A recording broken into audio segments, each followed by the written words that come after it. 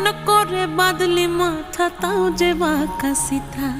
মেদিনীপুরে রায়না চিরন বাঁকুড়ার ওই ফিতা, আর যতন করে বাঁধলি মাথা তাও যে বাঁকা সিথা। পেছ পাড়িয়া রাজগো